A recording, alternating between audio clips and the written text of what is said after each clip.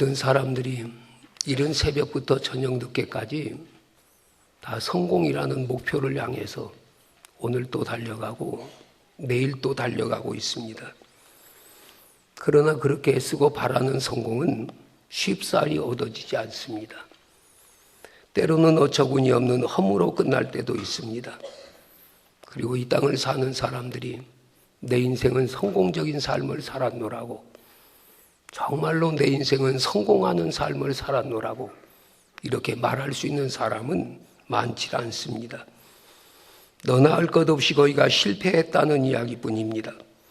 모처럼 뭔가 움켜잡았다 싶으면 그 순간에 오히려 허물을 느끼는 수도 있습니다. 실로 유감스러운 일입니다. 성공을 위해서라면 우린 적어도 다음 4가지에 대해서 대답할 수 있어야 합니다. 첫째는 무엇이 성공이냐는 것입니다. 사람들 보기에는 성공 같지만 하나님 보시기에는 실패 인생이 있고, 사람들 보기에는 실패 같지만 하나님 앞에 성공적인 인생도 있습니다. 가장 바람직한 건 사람 앞에도 하나님 앞에도 성공하는 인생을 살았다고 한다면 그 삶은 결코 후회가 없는 삶일 것입니다. 그런데 사람 앞에도 실패자고 하나님 앞에도 실패 인생을 사는 사람들도 있습니다. 도대체 나는 무엇을 성공이라고 하느냐? 내 생의 목적을 결정해주는 내 삶의 목표는 무엇이냐는 것을 우리는 분명히 해야 합니다. 운동장에서 달리는 사람들이 목적도 없이 목표도 없이 달리는 사람은 아무도 없습니다. 우리는 제3, 제4 내 삶을 물어야 합니다. 아무 헤아림 없이 무작정 뛰다가 어느 순간에 와서는 내가 잘못 살았구나, 잘못 왔구나, 근본적으로 잘못된 삶을 살았구나라고 탄식하는 일이 생기지 않도록 우리는 우리의 삶의 목표를 분명히 해야 되고 우리의 삶의 목적을 분명히 해야 합니다. 영원히 후회하지 않아도 좋고 영원히 교도수정하지 않아도 좋을 확고한 목적과 목표가 우리에게 있어야 합니다. 이 목적과 목표의 의미가 있고 그 의미에 따르는 결론이 있는 것입니다. 우리는 출발에 앞서 물어야 합니다. 성경에 보면 아주 극적인 장면이 나옵니다. 예수님께서 복음을 전하시는 3년 동안의 사건들을 볼 때 우리는 2가지 유형의 사람들을 찾아볼 수 있습니다. 예수님은 출발 때부터가 십자가가 목표였습니다. 그래서 십자가에 대하여 예고를 하셨고 십자가에 대해 가르치셨고 십자가에 가까웠을 때는 영광을 받을 때가 가까이 왔노라고 기뻐하기도 하셨으며 십자가에 돌아가실 때는 다 이루었다고 말씀하셨습니다. 근데 똑같이 주님 뒤를 3년을 따라다니며 지낸 제자들은 그렇질 못했습니다. 주님께서 십자가에 대한 말씀을 하실 때 저들은 두려워 떨었고 근심했으며 주님 십자가에 돌아가실 때는 다 흩어지고 도망가고 절망했습니다. 지난 일은 다 꿈으로 돌리고 갈릴리로 돌아가자며 실패에 낙향을 하게 됩니다. 왜 한쪽과 다른 한쪽이 이토록 대조적이었습니까? 왜 똑같은 사건에서 한쪽은 다 이루었다고 성공을 말했고 한쪽은 실패를 맛봤는 것입니다. 근본적으로 제자들과 예수님의 삶의 목적이 달랐다는 것입니다. 목표가 달랐다는 것입니다. 출발할 때부터 목표과 목표를 분명히 묻고 확고히 해두어야 합니다. 오늘도 그렇습니다. 물어야 할 것은 거듭거듭 다시 물어야 합니다. 내 인생, 삶의 목적이 무엇인가? 내 삶의 목표는 어디인가? 내게 있어서 무엇이 성공인가? 이걸 물어야 합니다. 그리고 성공을 위해서 분명히 하고 넘어가야 할 2번째 문제는 성공의 방법입니다. 목적을 이루기 위해서는 그에 합당한 방법이 있어야 합니다. 목표는 동에 두고 가기는 서로 간 데서야 성공을 기약할 수 없습니다. 마음은 동쪽에 있는데 육신이 서쪽으로 간다면 그 일은 될 일이 없습니다. 마음은 원이로되 육신이 약하도다고 하신 주님 말씀과 같습니다. 여러분, 목적에 합당한 길을 가야 합니다. 그런데도 오늘 현대인들은 수단 방법 가리지 않습니다. 목적만 이루면 되지.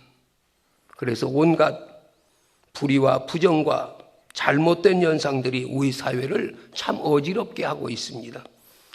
우리는 하나님 앞에서 어떻게 사는 것이 옳은 삶인가? 우리는 하나님 앞에서 어떻게 가는 것이 옳은 길인가? 우리는 늘 하나님을 생각하며 우리 삶의 목적을 만들어 가야 합니다. 공부를 해서 성공하겠다는 사람은 부지런히 공부를 해서 최선을 다해야 합니다. 사업이 목표라면 사업에 합당한 투자와 근면한 생활과 노력이 있어야 합니다. 어느 경우나 목표를 향한 합당한 방법, 합당한 길을 물어야 되고 거듭거듭 우리는 하나님 앞에서 부끄럽지 않는 삶을 살아야 합니다. 성공을 위해 분명히 하고 넘어가야 할 세 번째 문제는 최선을 다하는 것입니다. 생각도 있고 뜻도 있는데 전력을 기울이지 못하면 헛수고입니다. 어느 글에 보니까 어느 목사님이 자기 교인을 만나러 가는데 그분의 회사에서 아침 7시에 만나기로 찾아갔습니다. 목사님 물었습니다. 매일 이렇게 일찍 출근하십니까? 그랬더니 제 가까운 친구들은 저보다 더 빨리 출근을 하는데요. 5시에 출근하는 사람들도 많은데요. 그렇게 출근해서 일 좀 보고 식사를 하고 그리고 하루가 시작된다고 합니다. 어떤 권위 있는 통계 자료에 하면 성공을 하는 사람들은 보통 사람들보다 3시간 일찍 일어난다고 합니다. 이렇게 보면 잠잘 것 다 자고 성공을 기대하지 않는 것이 차라리 양심적이라 할 만합니다. 게으름 피울 것 다 피우고 무엇을 다 이루었다면 그건 어디가 잘못되었기 때문입니다. 최선을 다한다는 것은 보통 정신으로 할 일이 아닙니다. 신앙생활 마찬가지입니다. 성경은 부지런하여 게으르지 말고 열심을 품고 주를 섬겨라. 하나님 우리에게 똑같이 24시간 주었는데 우린 세상 사람들보다도 하는 일이 더 많습니다. 기도도 하고 전도도 하고 성경도 읽고 올바른 신앙생활을 하려면 게을러서는 신앙생활 바로 할 수 없습니다. 여러분 신앙생활의 성공자가 되려면 부지런하시기를 바랍니다. 저는 공부하는 학생들에게 자주 말합니다. 성적이 나쁜 건 잘못이 아니다. 공부를 게을리 하는 것이 잘못이다. 남들보다 얼마나 더 열심히, 얼마나 더 정성을 쏟았느냐, 얼마나 성실하게 집중했느냐, 그걸 물어야 합니다. 네 번째, 문제는 성공을 시인하느냐는 것입니다. 이를테면 돈 1천만 원을 가지고 사는 것이 소원이었는데 막상 1천만 원을 가지게 되니까 이것을 성공으로 여기지 않고 또다시 1억 원을 욕심냅니다. 1억 원이 생기면 10억 원을 바랍니다. 인간의 욕망은 끝이 없습니다. 그러다가 그것 때문에 그 인생이 잘못되는 사람들이 얼마나 많습니까? 성공의 이정표를 계속 옮기는 사람에게는 성공이 없습니다. 모름지기 성공을 시인할 줄 아는 겸손도 있어야 합니다. 우리는 성공을 위하여 노력도 하고 수고도 합니다. 목적도 좋고 방법도 좋습니다. 그러나 그 모든 것 외에 우리는 한 가지 더 짚고 넘어가야 할 것이 있습니다. 그건 바로 하나님의 복을 받아야 한다는 점입니다. 내가 노력한다고 해서 다 된다면 걱정할 사람이 없습니다. 내 힘으로 뭐든지 다 이룰 수 있다면 이 땅 위에 근심할 사람이 없습니다. 사람이란 별도리 없는 존재입니다. 무슨 일이든지 우리 인간의 노력과 수고만으로는 되지 않습니다. 농사하는 사람들 보면 우리가 쉽게 압니다. 여러분 농사를 지려면 비가 와야 한다든지 햇빛이 나야 한다든지 적당한 바람이 불어줘야 한다든지 온갖 농사 짓는 조건에 다 맞아야 풍년이 듭니다. 이를테면 1년 내내 수고했다가도 추수철에 가서 폭풍이라도 한번 불면 한번 우박이라도 내리면 1년의 농사는 헛수고가 되는 것입니다. 그러면 무엇입니까? 바로 우리의 모든 수고와 노력 이외에 하나님의 복이 임해야 한다는 마음, 그 신앙적 고백이 필요합니다. 아울러 생각할 것은 그러면 과연 내가 하나님의 복을 받을 만한 점이 있는가? 사람들 가운데 간혹 하나님의 복이 모든 사람에게 있다 하더라도 내게는 하나님의 복이 없는 것 같아요. 나는 하나님의 복을 받을 만한 사람이 못 돼. 이렇게 생각해버린 사람들도 있습니다. 여러분 이런 생각이 든다면 우리는 깨달아야 합니다. 복 받을 수 있는 그릇을 만드시기를 바랍니다. 믿음 있는 깨끗한 그릇을 만드시기를 바랍니다. 그리고 또 하나 명심해야 할 것은 이 복에 대해서 좀 더 미래지향적으로 생각하고 복이 의미하는 신비적 여유를 우리는 인정해야 합니다. 무슨 말인가 하면 우리가 겪는 실패가 그리스도인에게는 끝이 아니라는 것입니다. 그리스도인에게는 시련이 있어도 실패는 없습니다. 내 생각에 실패로 보여도 실패라고 단정하지 말아야 합니다. 왜냐하면 그 실패가 더 큰 축복으로 향하는 과정일 수 있기 때문입니다. 이런 경우는 우리 삶에 허다합니다. 실패했다고 낙담했는데 얼마 후에 보니까 그것이 바로 축복이었음을 깨닫게 되는 것입니다. 우리 하나님은 모든 걸 그리스도인에게는 합력하여 유익하게 하십니다. 여기에 축복의 신비성이 있습니다. 아브라함 일생이 그랬고 모세도 그랬고 야곱도 그랬고 다니엘도 그랬고 요셉도 그랬고 믿음의 조상들이 다 그랬습니다. 실패 없이 산 사람은 아무도 없습니다. 때로 역경에 처할 때는 만사가 끝나는가 보다 하지만 그것이 아니었습니다. 뒤에 가서 보면 더 많은 간정들이 있는 사실을 우리는 많은 사람들 가운데서 보게 됩니다. 아무리 막막해 보이는 실패와 역경일지라도 우리는 그것을 딛고 일어설 수 있는 믿음 가지시기를 바랍니다. 그게 믿음이에요. 야고보서 4장 2절에 3절 보면 너희가 얻지 못함은 구하지 아니하기 때문이요 구하여도 받지 못함은 정욕으로 쓰려고 잘못 구하기 때문이라. 이 말씀 달리 표현하면 너희가 성공하지 못한 것은 기도하지 않기 때문이요 기도해도 성공하지 못한 욕심으로 잘못 기도했기 때문이다. 그런데 사람들은 무슨 일에 실패했을 때 보면 흔히 자본이 부족했다든지 지식이 부족했다든지 경험이 부족했다는 식으로 후회를 합니다. 또 누구 때문에 실패를 했다고 다른 사람을 핑계대기도 합니다. 다 내 탓이다 하고 조금 겸손한 사람도 있습니다. 그러나 기도를 하지 않아서 실패했다고 참되게 뉘우치는 사람은 그렇게 많지를 않습니다. 여러분, 실패의 원인이 하나님과 나와의 관계가 잘못되어 있다면 실패할 수밖에 없습니다. 기도 없이 결정했고 기도 없이 대답했고 기도 없이 판단했고 기도 없이 절망했기 때문에 실패에 빠진 것입니다. 기도가 없고 기도가 끊어지고 기도가 잘못되면 실패할 수밖에 없습니다. 여러분, 베드로가 주님 앞에서 장담하고도 3번이나 예수님을 부인하는 실패자가 된 것은 겟세마네 동산에서 기도하지 않고 잤기 때문입니다. 예수님은 시험에 들지 않게 깨어 있어라. 너희가 1시 동안도 깨어 있을 수 없더냐. 주님의 말씀을 한 귀로 건성으로 들었기 때문에 영락없이 시험에 걸려 실패했다는 것을 베드로는 뒤늦게야 깨닫게 됩니다. 그리고 그가 후에 베드로 전후서를 기록하면서 너희는 정신을 차리고 근신하여 깨어 기도해라. 근신하라 깨어라 너희 대적 마귀가 우는 사같이 삼킬 자를 찾나니 이 말씀을 기록하고 있습니다. 우리는 지혜도 하나님께 구하시기를 바랍니다. 능력도 기도로 구하시기를 바랍니다. 저는 신앙생활이라는 걸 복잡하게 정의하지 않습니다. 어떤 사람이 신앙생활을 평할 때 그의 덕망 있는 신앙생활이나 그의 남다른 정직함이나 그의 수단 선행을 가지고 판단하는 것도 귀하지만 그러나 저는 신앙생활은 기도생활이라고 말을 합니다. 왜? 기도생활은 하나님과 함께하는 생활이고 하나님과 대화하는 생활이고 하나님과 동행하는 생활이고 하나님의 인도를 받는 생활이기 때문입니다. 기도생활이 곧 신앙생활입니다. 우린 예수님께로부터 그런 모습을 봅니다. 그토록 많이 교훈하시고 그토록 많은 역사를 이루시고 제자를 가르치셨지만 가장 중요하게 가르치셨던 일은 기도였습니다. 예수님의 생애는 처음부터 끝까지 기도의 생애였습니다. 공생애를 시작하시면서 40일 금식 기도로 시작하십니다.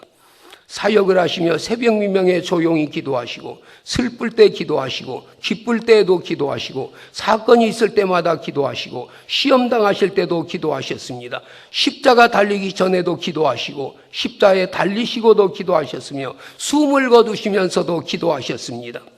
그리고 제자들에게도 기도를 권면하셨고 기도하는 법까지도 가르쳐 주셨습니다. 나아가 기도의 응답으로 살아가는 모습을 우리에게 보여주신 것입니다. 여러분, 기도의 응답이라는 것이 무엇입니까?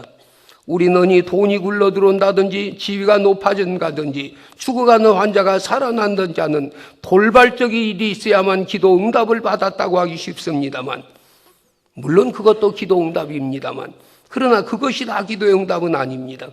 예수님은 분명히 가르쳐 주셨습니다. 당신의 삶을 가리켜 기도의 응답으로 사는 생활이라고. 오늘 우리도 마찬가지입니다. 우리의 삶이 기도 응답의 삶이 되시기를 바랍니다. 우리는 하나님 앞에 많은 걸 달라고 구합니다. 그리고는 못 받았다고 불평합니다. 어떤 분은 일생 동안 계속 기도를 했는데 응답이 하나도 없다고 투덜거립니다. 자기 뜻대로 결과 보이지 아니하면 하나님의 존재마저 의심하고 나옵니다. 여러분, 그러나 깨끗이 비운 마음으로 오늘 본문을 다시 묵상해 보시기를 바랍니다. 구하라, 너희에게 주실 것이요. 찾으라, 너희에게 찾게 할 것이요. 두드리라, 그러면 열려지리라. 너희가 악한 자라도 좋은 것으로 자식에게 줄 줄 알거든. 하물며 하늘에 계신 너희 아버지께서 구하는 자에게 좋은 것으로 주시지 않겠느냐. 하나님은 우리에게 좋은 것 주시기를 원하십니다.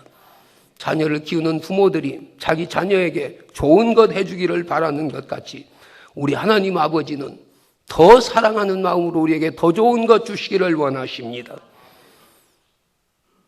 그러므로 못 받는 여러분도 암담하지만 주시지 않는 하나님은 더 괴롭습니다.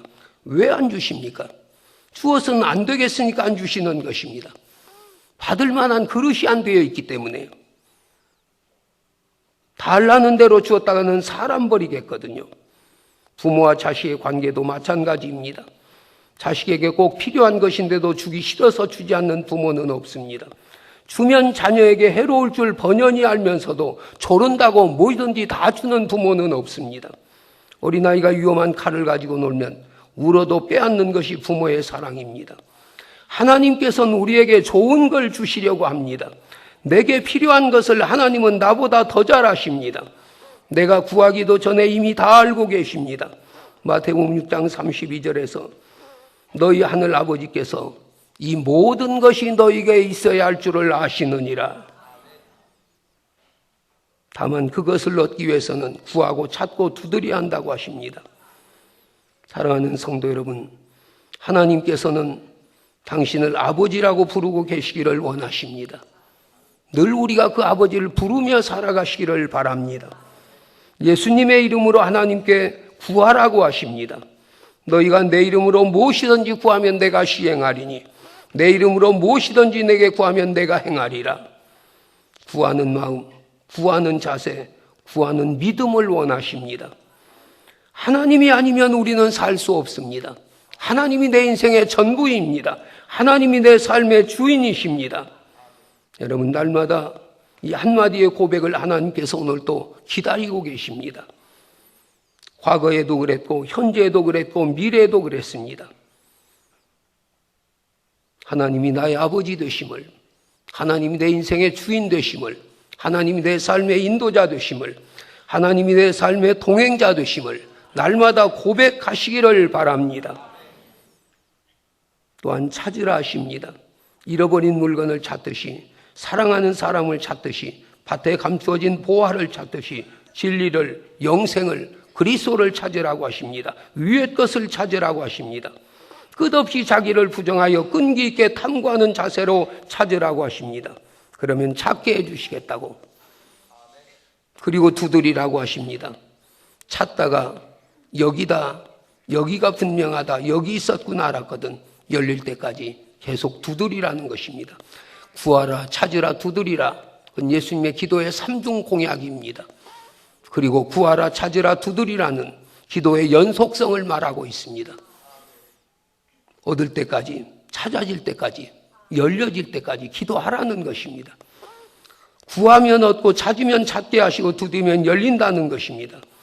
사랑하는 성도 여러분, 우리는 나의 죄, 나의 교만, 나의 거짓, 나의 위선 때문에 하나님과 나 사이에 막혀진 것이 있다면 먼저 회개하시기를 바랍니다. 깨끗한 마음으로 출발하고 기도함으로 출발해서 진리를 찾는 자세로 일하고 주님 문 앞에 서서 우리가 구하고 찾고 두드릴 때 하나님은 우리 기도를 응답해 주실 것입니다. 주님은 우리가 이 땅을 살면서 늘 우리 삶을 통해서 영광 받으시기를 원하시고, 우리 삶을 통해서 하나님 살아계심을 보이시기를 원하시고, 우리 삶을 통해서 하나님 함께 하심을 증거하시기를 원하십니다. 오늘 내가 하나님의 자녀라는 분명한 이제 믿음을 가지고 아버지 되신 하나님께 날마다 구하고 날마다 찾고 날마다 두드려서 하나님이 함께 하시는 그 은혜가 우리 가운데 누려지시기를 주님의 이름으로 축원합니다. 기도하시겠습니다.